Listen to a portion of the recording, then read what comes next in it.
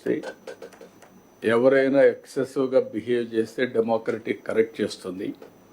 అది భారత రాజ్యాంగం ఇచ్చినటువంటి ఒక పెద్ద హస్తం. ఓట్ అనేది కోటీశ్వరులకి ఎక్కువ ఓట్లు ఇచ్చి కామన్ మ్యాన్కి ఒక ఓటు ఇవ్వలేదు. అందరికీ ఈక్వల్గా ఓటింగ్ మాత్రం ప్రతి ఒక్కరికి ఒక ఓటు ఇచ్చారు. ఆ ఓటే ఈ దేశాన్ని ఈరోజు కాపాడుతూ ఉంది. ఇంతమనిపై వారు చెప్పినట్టు కొన్ని కంట్రీస్ కూడా చూసాం. ఎప్పుడైతే ప్రజాస్వామ్యంలో కరెక్షన్ జరగవో, ఒక డిక్టేటర్షిప్లు వస్తాయో, అప్పుడు నియంతలు కూడా పుట్టుకొస్తారు.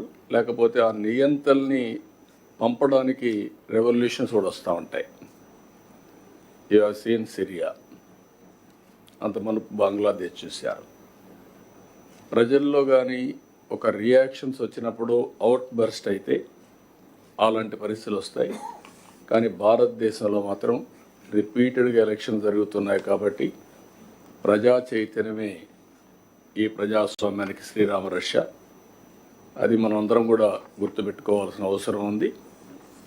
ఈరోజు వారు చెప్పినట్టు నేను ఇంత మునిపే చెప్పాను, ఎవ్రీ క్రైసిస్ ఇది అన్ ఆపర్చునిటీ అని. వచ్చిన 6 నెలల నుంచి ఎక్కడికక్కడ ఏ విధంగా పోవాలనో అటు డిప్యూటీ సీఎం కానీ, నేను కానీ, మంత్రులు కానీ అందరం వర్కౌట్ చేస్తున్నాం. ఇటీవల ఐటీ మినిస్టర్ అమెరికాకి వెళ్ళడం, ఓసారి మనం ప్రయత్నాలు చేస్తే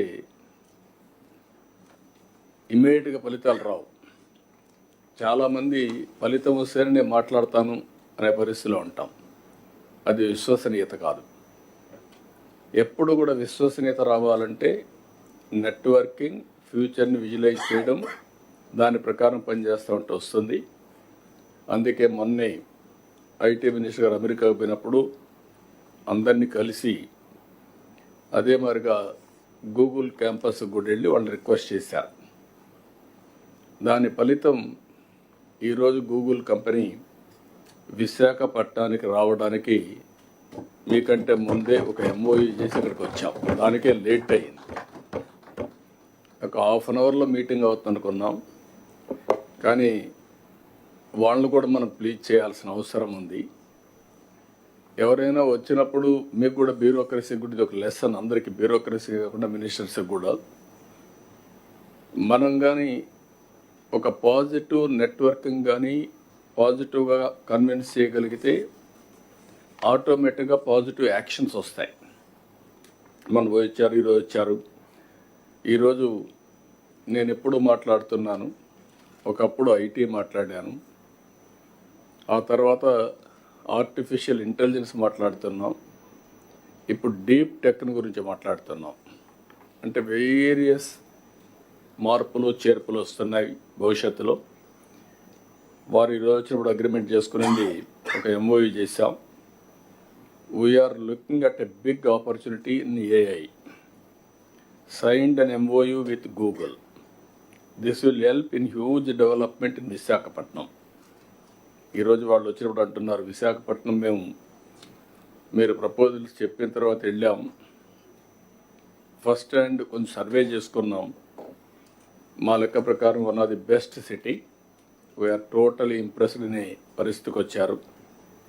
ఇప్పుడు బిగ్ ఫర్మ్స్ లైక్ గూగుల్ కానీ ఇక్కడికి వస్తే, విశాఖపట్నానికి వస్తే స్ట్రాటజిక్ ఇన్వెస్ట్మెంట్లో that is a game changer. ఎందుకు నేను ఈ మాట వాడుతున్నానంటే, డేటా సెంటర్ రాగలిగి అదే మరి artificial intelligence, machine learning, deep tech ఇవన్నీ కానీ ఉపయోగించగలిగితే ఇది గ్లోబల్కే, ప్రపంచానికి ఒక సర్వీస్ హబ్ కింద తయారవుతుంది. డేటా సెంటర్ వచ్చి, ఆర్టిఫిషియల్ ఇంటెలిజెన్స్ వచ్చి, అదే సమయంలో సీ కేబుల్ ఇవన్నీ కనెక్ట్ చేస్తే ప్రపంచానికి అనుసంధానం చేసే పరిస్థితి వస్తుంది. ఏఐకే ఇది ఒక స్ట్రాటజిక్ లొకేషన్ అవుతుంది. నేను ఇటీవల కాలంలో మీ అందరితో మాట్లాడుతున్నాను, మళ్ళీ కూడా ఈరోజు కూడా అంటున్నాను, మీరు ఎంత హార్డ్ వర్క్ చేశారనేది ముఖ్యం కాదు, ఎంత స్మార్ట్ వర్క్ చేశారనేది ముఖ్యం. మనకు అవుట్కమ్స్ రావాలి. మనం కష్టపడి పనిచేస్తున్నాం, ఫలితాలు లేకపోతే దానివల్ల ఏది రాదు.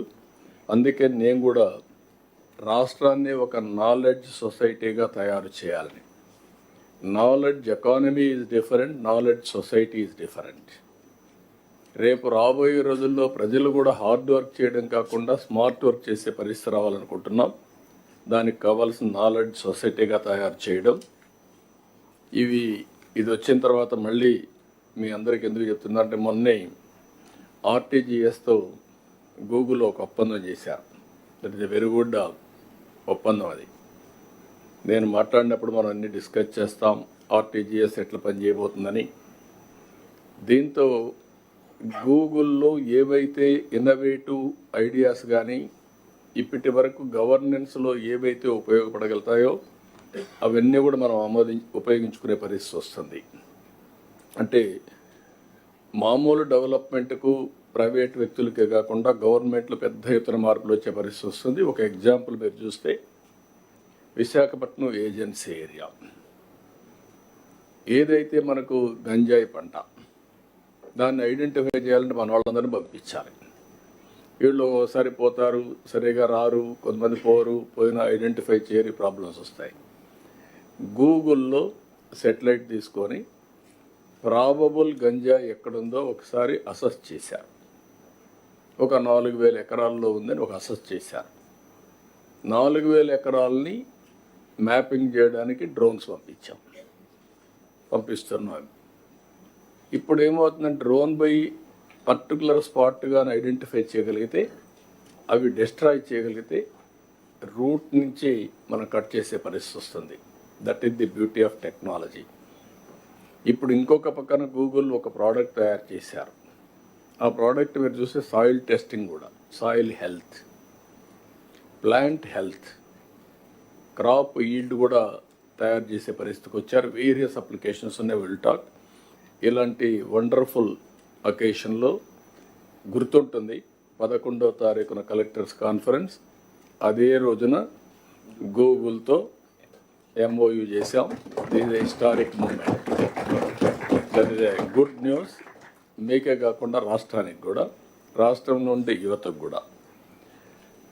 ఇప్పుడు ఇక్కడికి వచ్చినప్పుడు ఇంత మునిపే నేను చెప్పాను, 5వ తారీఖున మనం మొదటి కలెక్టర్స్ కాన్ఫరెన్స్ పెట్టుకున్నాం. ఆ రోజు అనేక సమస్యల మీద మనం చర్చించాం. ఒక దశ దిశ ఏ విధంగా పోవాలో మీ అందరికీ చెప్పడం జరిగింది.